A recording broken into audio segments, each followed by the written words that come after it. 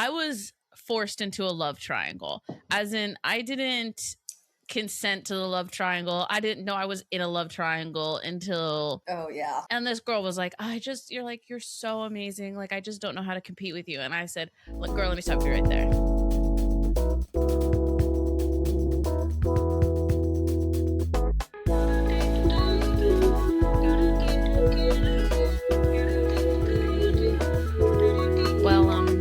Thanks for your concern. Welcome back to Thanks for Your Concern. You're here with Ella. And I'm Berenice. What's up, Ella? Hey, girl. How was the World Cup for you? I mean, it was not a good result, but...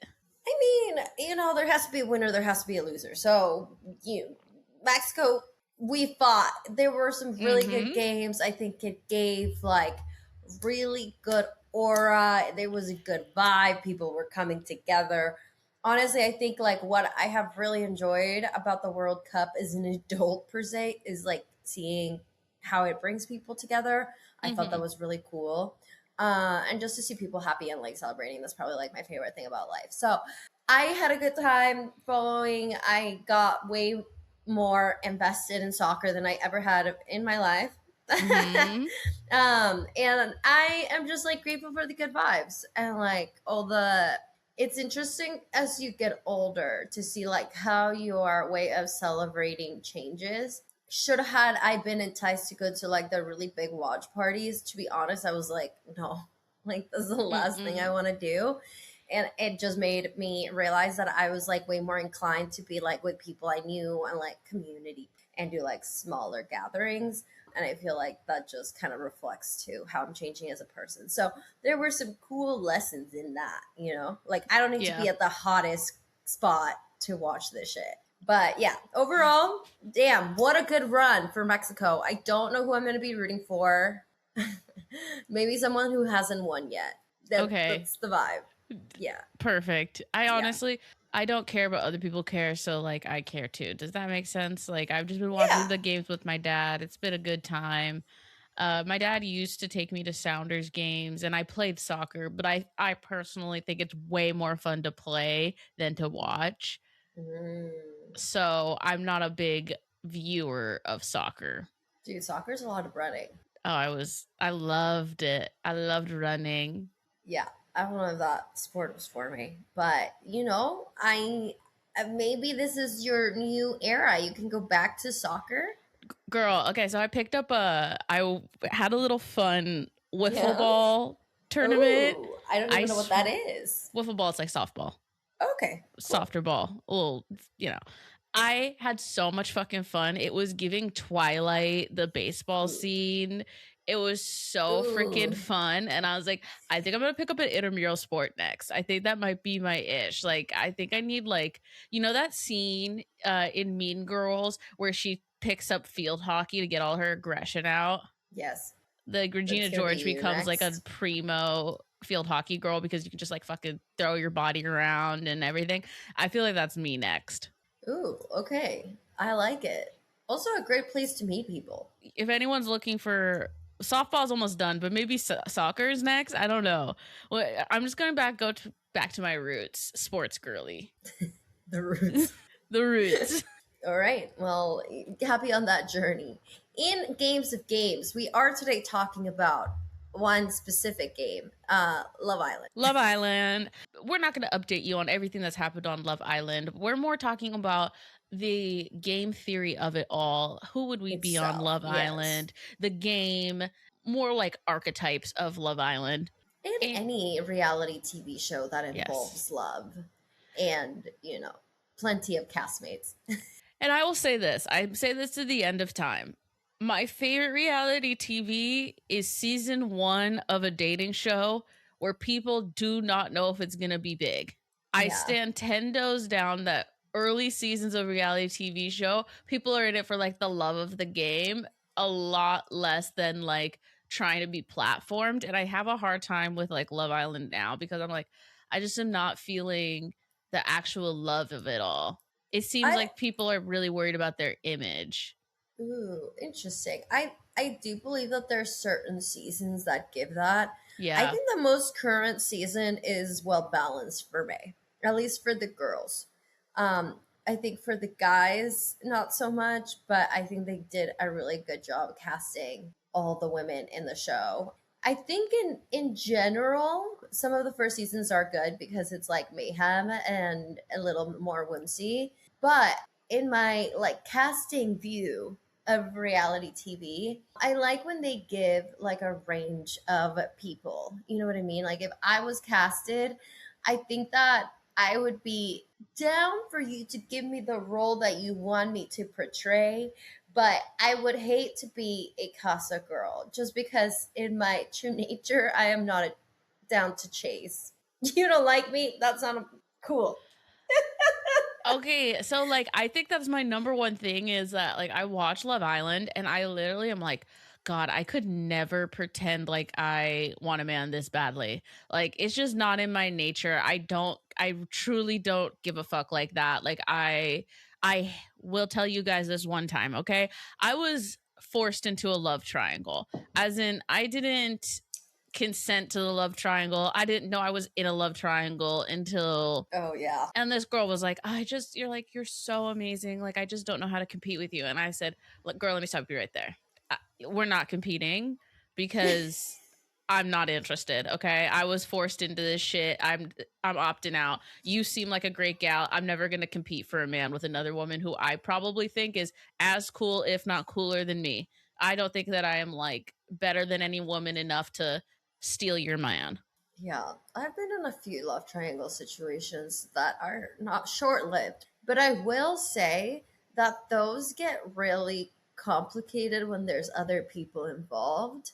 And I Mm-hmm. think that's why the show does well with the love triangles is that you have like your friends, aka other castmates, add on to the drama. Like, no, don't be in your head, blah, blah, blah, blah, blah. When in love triangles, it's very telling of the dynamic based who's in the middle.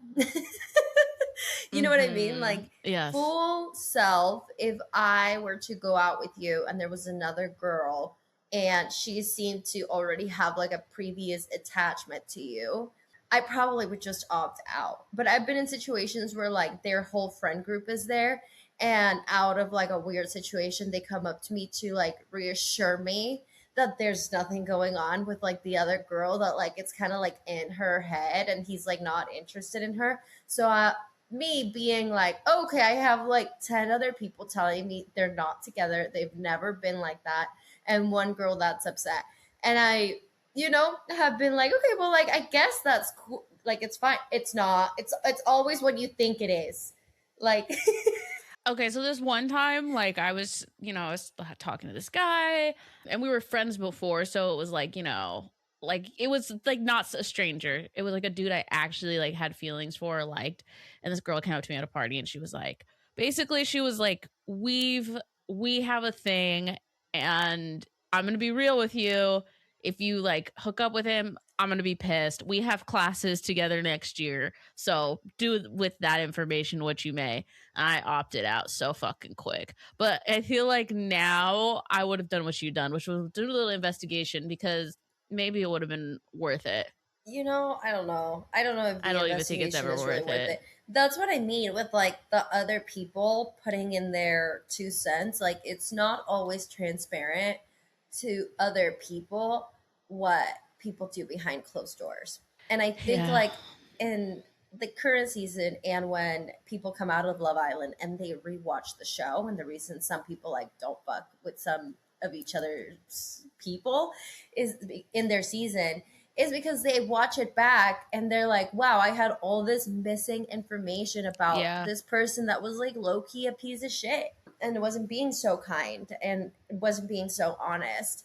So I think that's why sometimes, even in your own friendships and relationships, it's important to just like trust your gut and your own judgment rather than like outsource advice, because people just don't have the full information at times and may lead you to forgive someone that maybe you wouldn't have forgiven on your own. To that, I honestly take like the friend setup with a grain of salt. You know what I'm saying? Like if a friend's like, "Oh, he's a great guy." I'm like, "Have you ever dated him?" Because do you know him in any other setting? like maybe he's a really great homeboy, but I'm not convinced that like I just take that shit with a grain of salt. Like some people are like, oh my god, the friend setup is perfect.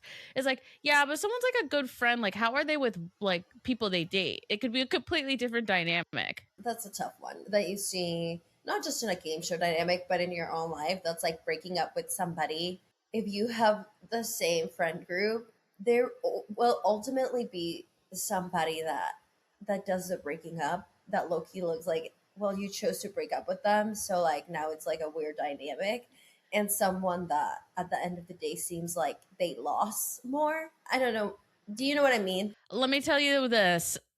Do It's going to be really hard for your homeboys to choose you in a friendship breakup. So if you have like a cohort of like guys and girlfriends and you want to date one of your friends, totally fine, do it, whatever. But I will tell you, the dudes will usually side with the dudes no matter how like wrong they are, because of like the group dynamic. Like I one time remember this guy was like, like he's kind of a piece of shit, but the thing is I cannot not be friends with him because he's friends with my best friend. Like it's basically like I would exclude him from the group, but the vote has gone his way. Yeah. And ultimately, when you're the one that's doing the breaking up, people are gonna like sympathize with the person that got broken up with more. And it's kind of a ridiculous concept that's like, I'm choosing to get out of this situation because it wasn't healthy for me. But somehow this ended up ending a bunch of my friendships because they were just like, well, you broke up with him, so you can't be around. And it's like, damn, well, like, sorry for prioritizing my mental, spiritual, and well-being, bro. It's really crazy how shit goes down like that, or like even when the other person is a cheater, if you end things, somehow you're the villain. It's like, you motherfuckers knew this dude was cheating on me, and like somehow I'm the villain still. Yeah, and you've told me to break it off like 10 times. It's crazy. But I think that's like, when I watch Love Island, I'm like, oh, like, and what I do love about dating shows, and my favorite dating show is like Are You the One? And the reason is in Are You the One, the premise is you're trying to find your perfect match, and everyone stays on the show the entire time. Yeah. So you have 6 weeks worth of like people Working being roommates and living together, that the drama gets really good. Because it's one thing like if people are coming and going, like I think it kind of like you can eliminate people or what have you, so like some of the tension can be broken, or someone new comes in and it's like you don't have like 6 weeks of stuff built up. But I think like that's the thing where I watch these shows, I was like, oh my god, I couldn't imagine not being able to leave. I mean, you can leave, but like for your own benefit, like why should I leave? This dude did me dirty. I shouldn't leave the villa. He should. Yeah. Sometimes I feel like in Love Island, there's a good redemption arc. Like, I feel like if you have a little drama at the beginning, it kind of like entices you to keep going. So I think like if I were to go on Long Island, well, I want to say first, I've aged out of that. Okay. I'm about to turn 30. I can't imagine going in there and like trying to couple up with a 22-year-old. Can you imagine that? Dude, it still gives me the ick that like I was attracted to like 21-year-old boys when I was 21.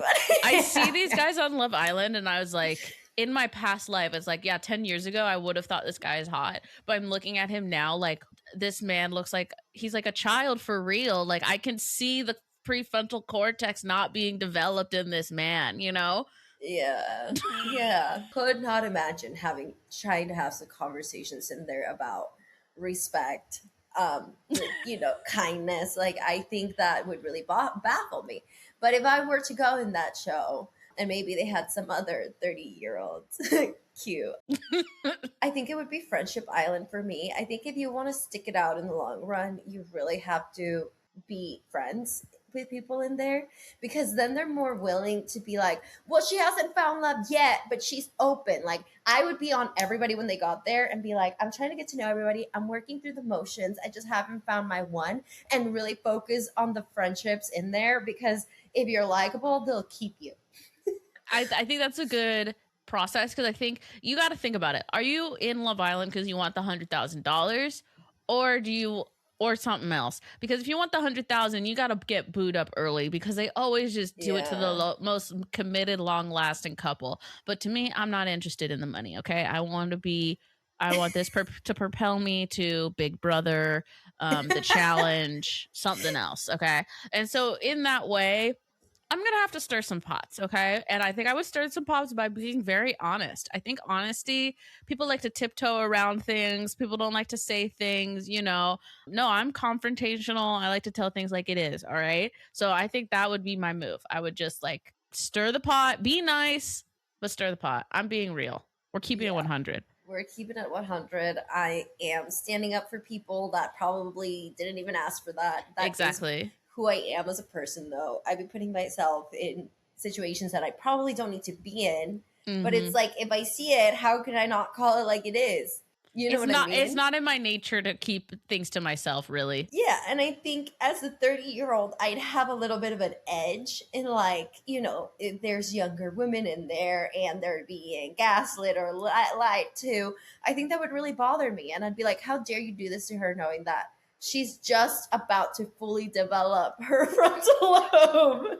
I'd be like, who are you playing? Because you're not playing me. You might be playing her. You're not playing me, homeboy. I've seen it. I've seen it all. Oh my God. I feel like I have seen it all, to the point where we always talk about patterns. There's people who have patterns, and I would be like, brother, your pattern is you have a really hard time taking accountability. So you're kind of a liar. Yeah, and you can't be trusted. And I don't think there's enough time in here for you to change that. And I think giving that attention that you're going to get in the outside world and opportunities to cheat, you would. And just for that, I'm kicking you out. I'm not voting for you to stay. Yeah, I think I may be too jaded for any love show, actually. Which is good that I'm in a relationship, because I know, can't put myself in this predicament. I'd be like, I've seen this pattern of behavior before, and I don't want to participate. Like, everybody would be a red flag. The only one that's like appealing to me is like The Bachelorette, where you have complete control. Like that one. I'm the one dating 15 dudes. Yes. That one is attractive to me, because the other way around, like when you're dating, but you can't get on The Bachelorette unless you go on Secret Lives of Mormon Wives. RIP, that was canceled. Or you were on The Bachelor. Now that seems like its own kind of nightmare, is one guy and like 32 women. That just seems like I can't do it. Now I will say, when you watch The Bachelorette, there's the dudes who clearly have homeboys there. So they get sent home and they get really emotional about like leaving their homies. Oh. And I always think that's so funny, but I don't think The Bachelor goes the same way. When a girl gets eliminated, she's sad because she lost out on like love, because probably he just didn't get to know her, because behind the scenes you really don't get that much time. And also, I mean, there is, to an extent, like basic level of attraction. There's no way you're walking in there and being attracted immediately to 15 people. You know what I mean? Mm-hmm. There's some people that are gonna already have like a little bit of a leg up just based on initial chemistry. That's when you meet somebody. And unless shit hits the fan, you become a villain or some bullshit, like he's not gonna leave you if he finds you attractive. Yeah. He's gonna probably keep you.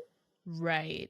Yeah. So I think usually the first wave of people that go is like if they're not physically attracted to you. And if you have a good personality, you might stay for a little bit, but not for too long. No. Yeah. It's a tough dynamic, but I think it's like a really I always find it funny that now we have like the repeat shows. Like, what the heck is that Netflix show? Perfect Match, where it's just other people from other dating shows. Mm-hmm. And there's this one guy, Nick from The Circle, who's now on Married at First Sight. He's from Seattle. He went on Married at First Sight. He's on the new season of Married at First Sight. And I literally I was like, that's so funny to me. Like, I love a repeat or a triple P on these dating shows. It's like, I like that you're still putting yourself out there. Maybe this format will be better for you. Married at First Sight, that one's cuckoo bananas, because you legally get married and you literally don't have any choice. That one's the one that seems the most insane to me. That is like, okay, we're gonna prenup without knowing you, which I mean, like, I actually that would work. I don't like someone else choosing for me, but who knows? There's people who Married at First Sight. I have not watched that one. I will say, like, I think I would like to go on one where it's like a little bit more diversified, as in like not just you're dating dudes. It'd be nice to be like there's women, men, and non-binary people, and like see who you end up with. Like I feel like I'd be into that. They haven't done that. They've done some shows like that. I think Yeah. they did Are You the One? That was they did. like bi and fluid and whatever. It was awesome. And there was chaos because that you have so many Yes. more options. I think I would like that. Are they done with Are You the One? Probably, huh? I literally, dude, I will fucking make crowdfund this shit. It is my favorite show. That one is. The other one where they kind of had like more LGBTQ people was Tila Tequila, like a double shot of love with Tila Tequila. That was messy. That was OG reality TV, but she was bisexual and had like guys and girls, which was kind of cool. That was cool. Way ahead of her time, Tila Tequila. I agree. There's like not enough shows because I think the other one would be the Queer Ultimatum, but I don't like the premise of that show at all. Me either. One. Yeah. So if you guys don't know, the ultimatums, when you bring your long-term partner that you want and you give them an ultimatum, hey, we need to either break up or be engaged by the end of this dating show. And the way you solve it is by being in another couple and pretending to be engaged with a new person that you just met 2 weeks ago. It is messy. And like literally, I don't know who I was talking about this. They're like, oh, would you ever break your partner on there? And I'm like, no, because I'm not dumb. And I'm like, also, it's just embarrassing. Like the premise of like, oh, how'd you guys get engaged? I brought him on a fucking show and forced him into it. Like forced him to see what was right in front of him. No. A lot of people break up from that show. A lot. Oh, you think? Yeah. Because you're supposed to. I think the premise of that is like Nick Lachey and Vanessa. I can't remember her last name. My bad, but she's also Lachey. Vanessa Lachey, yeah. Yeah. I was trying to look for her government name. They were just kind of saying like they kind of needed like a little bit of time of separation before, they realized they wanted to be married. And I think that given that it shouldn't be an ultimatum, it should just be a break. They should go to like a summer camp where they do like woo-woo shit and like find themselves and figure out what part of them is not wanting to commit. That would be better than like, oh, let's date somebody else. I do believe that like in their situation, she basically gave him an ultimatum because she was like, bro, we need to be married. And he was like, I'm not ready. And she's like, all right, we need to break up. And it's not really an ultimatum if you break up and take a break. It's a little different. I think that's kind of healthy, honestly. I feel like if you're having doubts and you don't have clarity, whether it's like, I want to stay with this person based on us being married or not, I think there's a lot to unpack there. I would challenge couples therapy first. Just because sometimes it's like your lives are either not in sync or someone is just having a little bit of an issue committing. And I think if it's a bit more of a commitment issue rather than like, I actually don't see our lives lining up, that's kind of where there's a difference. I can see people having commitment issues and like working through those and staying together or coming back and being together. And then I can see people who are like, well, we've been together for super long, so the next step is to get married. But if we're not getting married, we're breaking up. And sometimes when I see people like that, it's because their lives are just kind of heading in different directions. Mm-hmm. I also see that with kids sometimes when it's like, well, we should be having kids. But it's like, well, if one person doesn't want to have kids and you want to have kids, I think that means that maybe you see your lives a little bit different. Therefore, you're not on the same page, Yeah. And I don't think a kid is necessarily going to fix that. Probably not. I don't know if kids really don't commit farther when you feel like your lives are going on different directions. I think it's so crazy. Like I looked up the perfect match and no one is together anymore. And sometimes that makes me sad because I'm like, dang, you had 6 couples and none of them are together. Yeah. Because I do ultimately believe in love. Yeah, but like I believe more in compatibility and friendship. And I think like sometimes these dating shows put so much pressure on having something work out romantically right away that you kind of like forget about the fundamental friendship that you need to have in a long-term partnership, Yeah. and rather have it be like right off the bat you need to have a connection, you need to have chemistry. And sometimes like real partnerships that last a really long time, it doesn't always start like that. And I just think like having that sort of limited time frame really puts a lot of pressure into trying to make something work, and maybe compromising on boundaries and values that you shouldn't really be overlooking or having to compromise in. Let that be my little thing. I think it would be a cool idea to have a dating show that's based on like a really long period of time. Oh my god, $1 million idea. Ella, we're kind of gonna have to kiki after this, but like Yeah. kind of like Indian matchmaker, you know, when it's like they met on this date and then 3 months later they meet again and then they choose, kind of like a Next concept. I don't know if you ever watched Next on MTV. They're on a bus and like basically you're speed dating, and but in a way slower concept. I get what you're saying. I almost think like they don't do that stuff anymore because like it's expensive. But honestly, like a 3-month experiment where like you legit were like, and there's no one got eliminated. It was just like 3 months to like figure it out, To get to know somebody get and to like know somebody, and new people came in and people could leave if they just felt like they were like hey you guys, I just don't think I'm gonna like meet anyone here, you know. And it was just like a yeah. little bit more of like a long term, like a full summer where people are coming, new people are coming in and people are leaving on their own like volition, and it's Yes, just about because dating. and it's just about dating, getting to know each other. And then at the Mm-hmm. end, it's like, would you like to date outside of here? Not an engagement, Yeah. long-term commitment. I think that could probably have more long term effects. Because I think that the people that make it from The Bachelor out of there, obviously, they have like a way longer period of time before they actually get married. And that's the only one that I feel like goes the farthest. And I also feel that The Bachelor, Bachelorette sometimes works because it's a slower progress of getting to know somebody, you know? Yeah. Yeah, you're not banging the first time you meet them. That's until like the Right. end. There's like, you know, and the kissing's cute.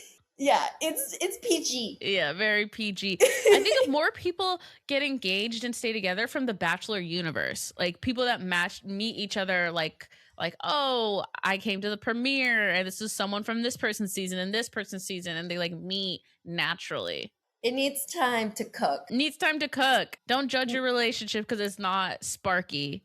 Let it cook. But back to my game plan for Love Island, or any game show, I think I would really just be in there for the friendship hee ha ha's and the looks. Like, I just would have to have these outfits lined up. Like, if I'm getting limited TV time, then I might as well make it count. You know, maybe a little bit of self promotion in that, where like my links are already up. Like, this is what I'm wearing. Pre-order here. See, I was thinking that. I was like, you should have people on the outside, like, managing your freaking social media. Right. It's like, this is the look she's wearing. Or the complete opposite and put everything on private until you're out of there, which I kind of think is the smartest thing to do in our modern day, where like they can't judge you and find your family and all your people until after the show, which I feel like that might be better, because when you're in the show, there's no way for you to clear anything up. There's no way to, you know what I mean? And people are vicious online, like the way that they're forming these like parasocial relationships, and your people are projecting like all of their trauma onto this one person they see online. I think maybe going private and like waiting until the end of the show to like come off private could be smart. I don't know. That's just me, you know? Because if you have a bad read, maybe you don't want them to know every single one of your family members. People are scary online. They are. I mean, yeah, that's true. My family's not online like that, so I feel like it would be okay. No, but they can find anybody. You can find anybody online. You know what I mean? Like, even if they're not online, they can probably figure out. Well, they can figure out who, but yeah. No one's that private, you know? Even if there's not a picture, they didn't upload the picture, doesn't mean like your aunt that loves being on Facebook didn't post everything about you. I guess that's true. I don't know. Some things to think about. But yeah, any lasting thoughts on how you would do a good old fashioned Love Island game plan? I think I'd be the accidental villain. I think that you could cut my shit to make me look like a fucking real wanker, Like, I feel like you could cut me any type of way, but that's just how I am. I keep it. Some people have called me intimidating. I don't think I'm intimidating, but you certainly could cut me that way. So I think I would have to just say what I was going to say, be authentic. If it got cut that way, it got cut that way. Period. Whatever the edit gives, the edit gives. And maybe own it. There's been some really famous villains that have, like Francesca from I actually think she's really sweet. She is, and she had a villain cut various times. Yeah. And she kind of owned that, and then just like lived her life, and in her actual life really showed that it kind of wasn't like that. Yeah, I think she's been one of the most successful villain plots that shows you like that's a character. And this is who I am. She had a good she has a good social media run. Yeah. I mean, she still does, for Christ's sake. Okay, you guys, tell us who you'd be in Love Island. Do you have any Love Island favorites this year? Let us know. You can find us on social media. Thanks, number 4, your concern. And I'm at Ella L. Tudor. I'm at Berenice and Ella. Bye.